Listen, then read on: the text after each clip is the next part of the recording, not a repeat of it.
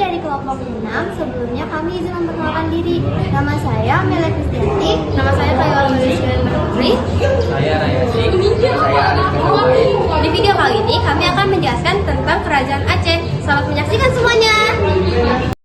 Kerajaan Aceh atau lebih dikenal sebagai Kesultanan Aceh Darussalam adalah salah satu kerajaan Islam terbesar dan paling berpengaruh di Asia Tenggara. Berikut adalah ringkasan sejarahnya. Untuk latar belakang sendiri didirikan pada tahun 1496 oleh Sultan Ali Muhayyad Shah yang berhasil menyatukan beberapa wilayah kecil di sekitar Banda Aceh sekarang adalah Banda Aceh.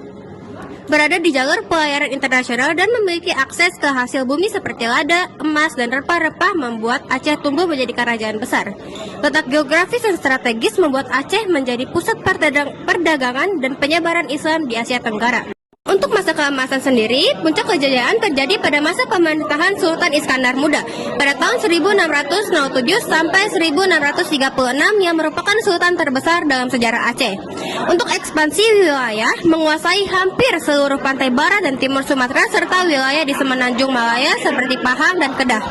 Untuk militer kuat, membangun angkatan laut dan darat yang besar dengan armada laut yang mampu menyaingi kekuatan Eropa. Ekonomi maju, Aceh menjadi pusat perdagangan lada, rempah-rempah, dan hasil bumi lainnya. Dengan pedagang dari Arab, Persia, India, Turki, hingga Eropa berdagang di pelabuhan Aceh. Untuk budaya Islam, mendorong pendidikan Islam dengan ulama seperti Hamzah Fansuri, Syamsuddin Sumatrani, dan Nuruddin Ararini hidup dan berkarya pada masa ini. Pusat pendidikan Islam, Aceh menjadi pusat pendidikan Islam yang terkenal di Asia Tenggara dengan banyak ulama dan pelajar dari berbagai wilayah yang datang untuk menuntut ilmu. Ada struktur pemerintahan. Yang pertama ada sultan sebagai pemimpin tertinggi dalam pemerintahan dan agama. Yang kedua ulama sebagai penegak hukum dan pendidikan. Yang ketiga hulu balang dan panglima sebagai pemimpin militer dan daerah.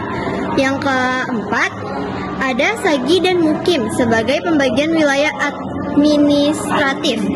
Yang kelima atau yang terakhir ada sistem pemerintahan yang efektif. Kesultanan Aceh memiliki sistem pemerintahan yang efektif dengan pembagian kekuasaan yang jelas antara sultan, ulama, dan hulu balang.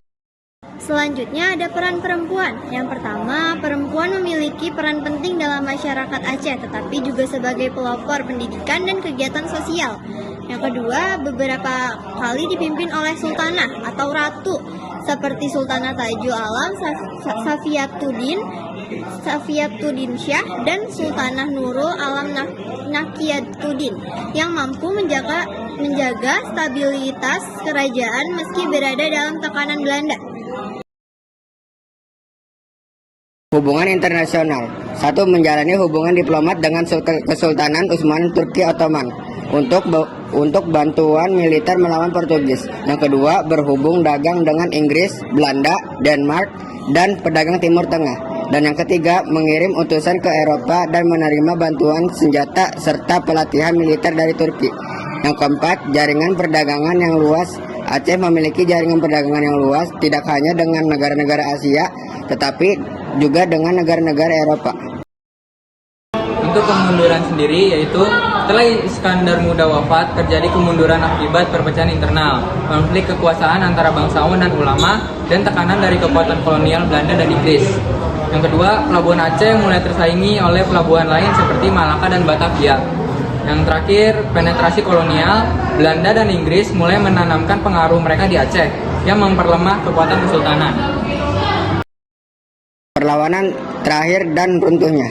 1. Belanda menyerang Aceh pada tahun 1873, mulai perang Aceh 1873 sampai 1904, salah satu perang terpanjang paling berdarah dalam sejarah kolonialisme Belanda. Yang kedua, perlawanan rakyat Aceh tetap berlanjut secara gerilya di bawah tokoh-tokoh seperti Tengku Umar, Cut Nyak-Dien, dan Panglima Polem. Dan yang ketiga, pada akhirnya Aceh jatuh ke tangan Belanda pada awal abad ke-20, menandai berakhirnya Kesultanan Aceh secara formal. Dan yang keempat, perlawanan Aceh terhadap Belanda menjadi salah satu contoh perlawanan rakyat terhadap kolonialisme yang gigih dan berani. Yang terakhir, warisan. Yang pertama, budaya Islam yang kuat hingga kini termasuk hukum syariah. Yang kedua, sastra klasik seperti syair-syair tasawuf Hamzah Fansuri. Yang ketiga, arsitektur seperti Masjid Raya Baitur Rahman. Yang keempat, semangat perlawanan dan nasionalisme yang menjadi bagian penting dalam perjuangan kemerdekaan Indonesia. Yang kelima, warisan budaya. Kesultanan Aceh meninggalkan warisan budaya yang kaya, termasuk tradisi, bahasa, dan adat istiadat yang masih dilestarikan hingga kini. Dengan demikian, Kesultanan Aceh Darussalam meninggalkan warisan yang sangat berharga bagi masyarakat Aceh dan Indonesia secara keseluruhan. Penjelasan dari kami, mohon maaf bila ada salah kata. Wassalamualaikum warahmatullahi wabarakatuh.